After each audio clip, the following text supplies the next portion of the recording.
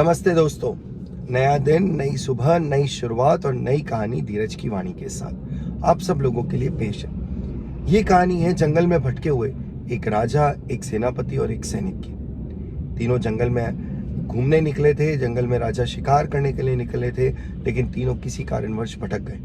तीनों भटकने के कारण अलग अलग रास्ते पर चल रहे थे और राजा अलग अलग रास्ते पर चलते हुए जब बाहर निकलने की कोशिश कर रहा था तो बीच में एक तपस्वी से मिलता है। वो तपस्वी अंधे थे और वो वहां पर उसी जंगल में रहा करते थे। राजा ने उन तपस्वी के सामने झुककर चरण स्पर्श किया, प्रणाम किया और तपस्वी से बाहर जाने का रास्ता पूछा।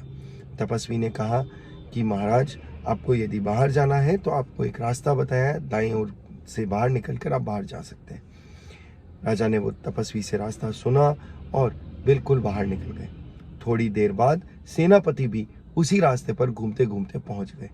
सेनापति वहां पहुंचकर तपस्वी से पूछते हैं, हे योगी बाबा, क्या आप बता सकते हैं क्या यहाँ से कोई इंसान गुजरा है, या मुझे बाहर जाने का रास्ता बताइए। तभी तपस्वी कहते हैं उसे कि हाँ, तुम्हारे राजा आए थे और वो राजा इसी रास्ते से इस तरफ की ओर बाहर निकले। सेनापति यह सुनकर उस रास्ते पर चलने लगता है। तभी थोड़ी देर बाद सैनिक भी उसी रास्ते पर पहुंचता है और सैनिक उनसे पूछता है, हे बाबा जी, क्या यहाँ से कोई इंसान गुजरे हैं? तो तपस्वी बताते हैं कि हाँ, तुम्हारे राजा और सेनापति इसी रास्ते पर आए थे और उन्हें मैंने यहाँ रास्ता बताया है बाहर जाने के लिए। तीनों को बाहर जाने का रास्ता मिल जाता है और तीनों जब महल पहुंच जाते हैं तो आपस में पूछते हैं कि कैसे क्या वृतांत हुआ। जब वृतांत वो डिस्कस करते हैं आपस में, तब वो ये कहते हैं कि उन्हें एक बात समझ में नहीं आई कि यदि बाबा जी, जो तपस्वी बाबा थे, वो अंधे थे तो उन्हें कैसे पता चला कि एक राजा और एक सेनापति उनसे आकर मिला है। तो वो जाकर उत्सुकतावश उनसे जाकर पूछते हैं कि जब आपको दिखाई नहीं दे रहा था तो आपको पता कैसे चला कि मैं राजा हूँ, ये सेनापति है और वो सैनिक है। तो तपस्वी बताते हैं कि जब राजा उनसे मिलने आए तो राजा ने उन्हें झुककर प्रणाम किया, हे तपस्वी कहा और पूरा सम्मान दिया।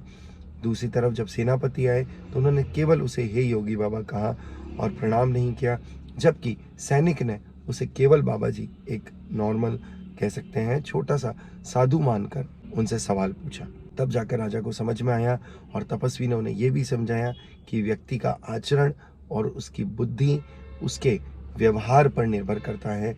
उसका व्यवहार किस प्रकार का है, वो अपने कर्म के हिसाब से, कि जो आदमी जितना सुशील होता है, जितना झुका हुआ होता है, वो वही बड़ा आदमी बन सकता है। आदमी अपनी पदवी पर केवल अपने बुद्धि चातुर्यता से नहीं पहुंचता है, अपने कर्मों से, अपने एटीट्यूड से, साथ ही साथ अपने मन में और अपने मुख पर शालीनता के साथ पहुंच। तो ये थी आज की धीरज की वाणी। धन्यवाद। अपने शब्दों को बिल्कुल सोच समझकर उपयोग में लें और शालीन शब्दों का उपयोग करें, यही आपकी सभ्यता दर्शाती। धन्यवाद।